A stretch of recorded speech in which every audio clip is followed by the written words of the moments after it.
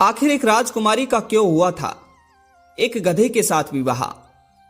जय श्री कृष्णा मित्र बंधुओं, आज एक बार पुनः स्वागत है आप सभी का ज्ञानवर्धक कहानी यूट्यूब चैनल में। दोस्तों, आज का हमारा यह प्रसंग बड़ा ही ज्ञानवर्धक है। मेरा आप सभी श्रोता बंधुओं से हर बार की तरह निवेदन है कि इस कहानी के साथ कहानी की समाप्ति तक बने रहे।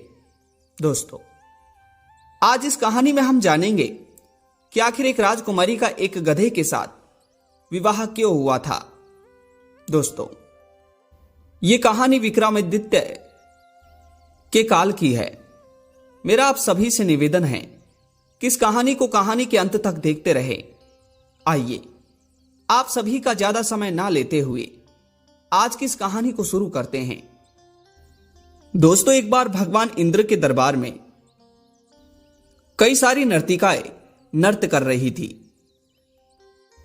उन नर्तिकाओं के नृत्य को देखकर उस सभा में बैठे सभी लोग उनके नृत्य का आनंद ले रहे थे।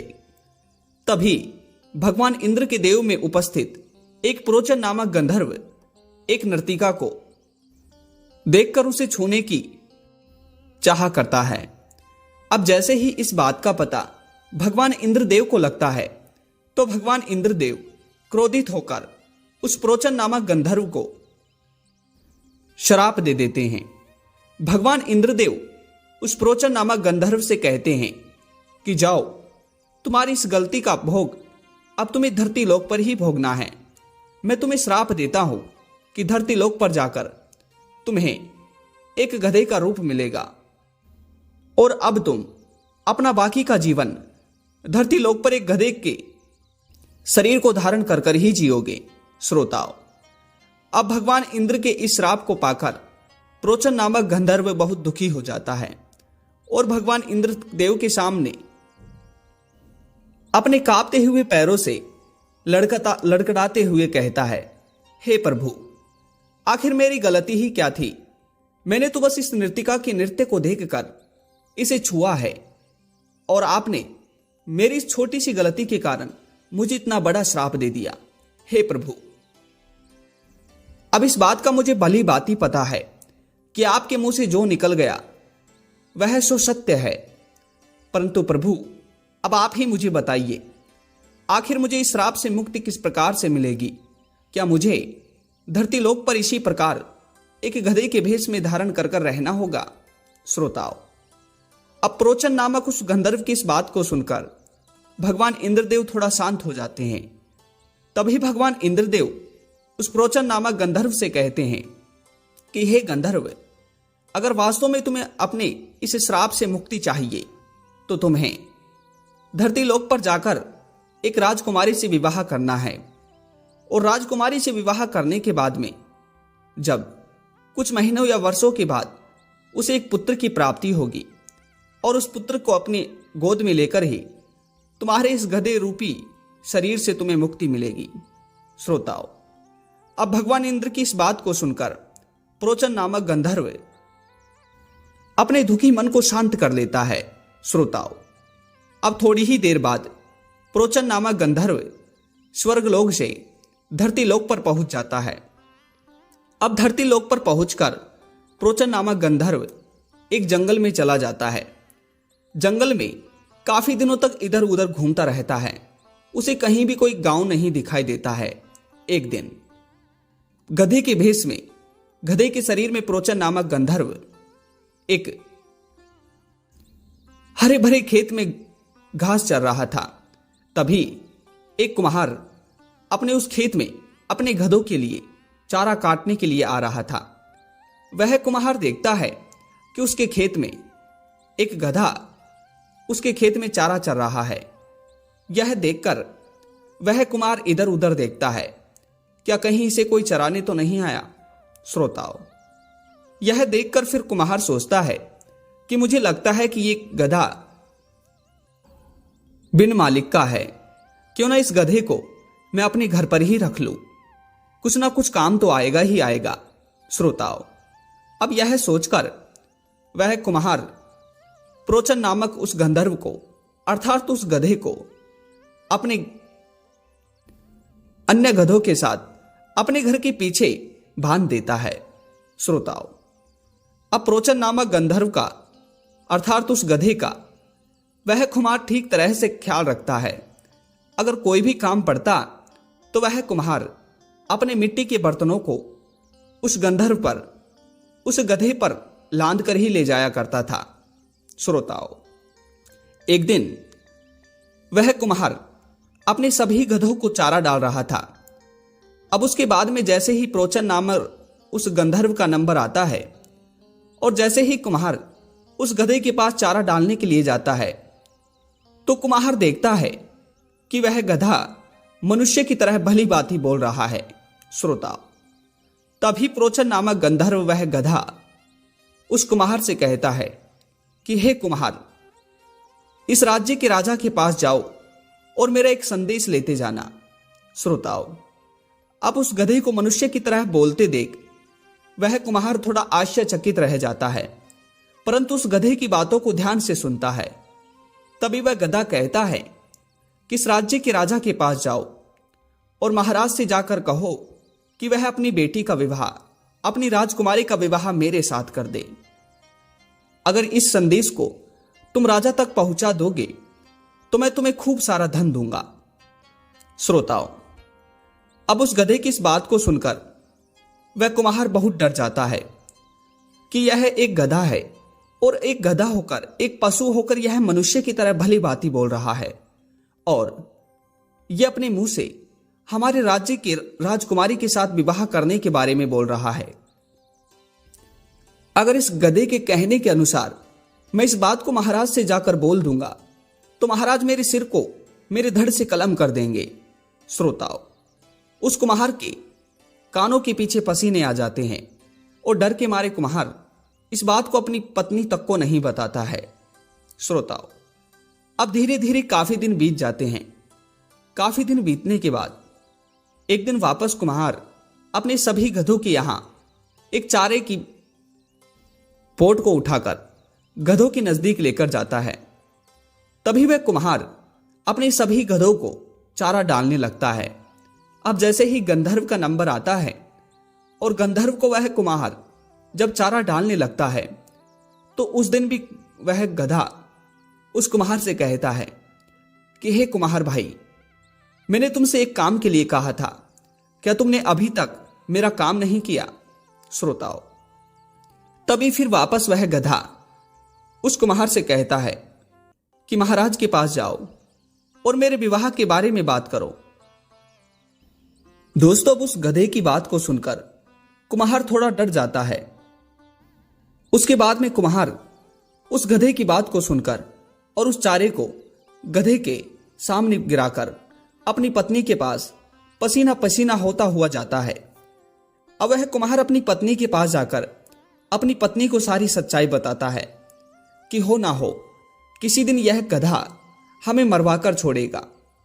जब मैं इस गधे के पास चारा पटकने के लिए जाता हूं तो यह गधा रोज मुझसे एक ही बात बोलता है कि राजा के पास जाओ और राजा के पास जाकर राजकुमारी के विवाह के लिए प्रस्ताव रखो।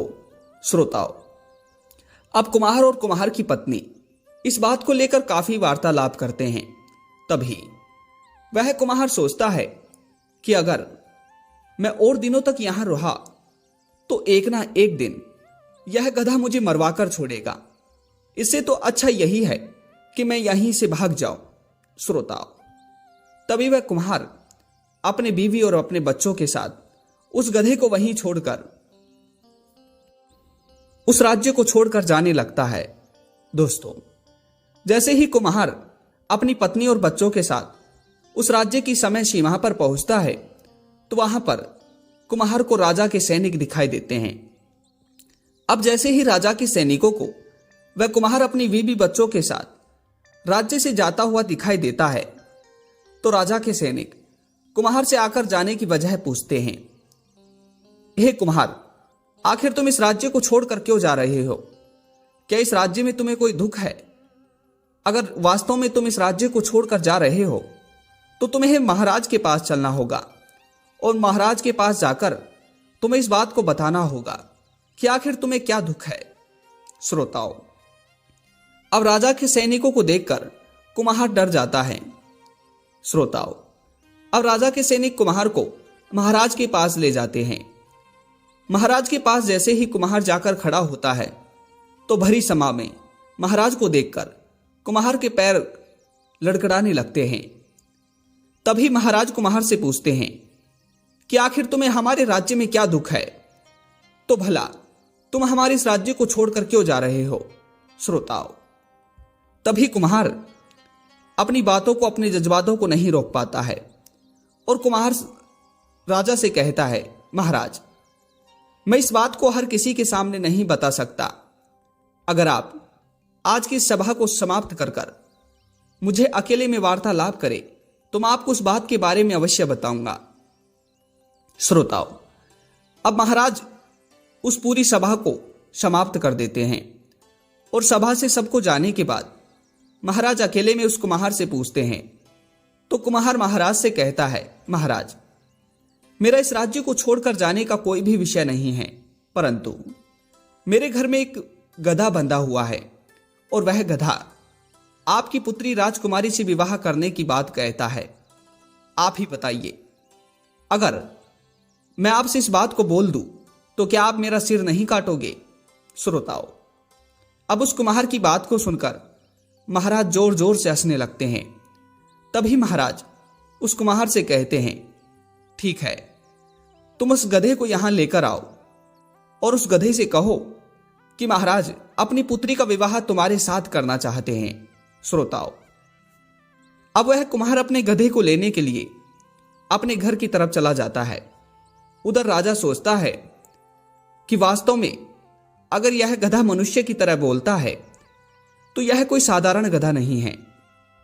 श्रोताओं, अब वह कुम्हार उस गधे को लेकर राजा के सामने पेश हो जाता है।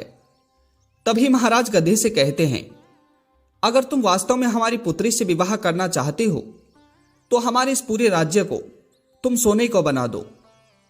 अगर हमारे इस राज्य को तुम सोने का बना दोगे तो हम अपनी पुत्री का विवाह तुम्हारे साथ कर देंगे। श्रोताओं, अब जैसे ही राजा के इस प्रस्ताव को प्रोचन नामक गंधर्व गधा सुनता है तो राजा के कहने के अनुसार वह पूरे राज्य को सोने का बना देता है। दोस्तों, अब पूरी नगरी को सोने का बना देख राजा भी चकाचौंध रह चुका था और राजा ने अपनी पुत्री का विवाह शर्त के अनुसार प्रोचन नामक उस गंधर्व गधे के साथ कर दिया।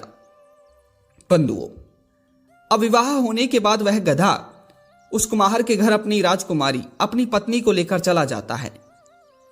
जिस दिन विवाह हुआ था उस दिन भगवान इंद्रदेव के आशीर्वाद से वह गधा एक रात्रि के लिए मनुष्य के रूप में आ जाता है। श्रोताओं, उसके बाद में दूसरे ही दिन वह प्रोचन नामक गंधर्व वापस एक गधा ही बन जाता है। अब पूरे 11 महीनों के बाद उस प्रोचन नामक गंधर्व की पत्नी को, उस राजकुमारी को एक पुत्र की प्राप्ति होती है।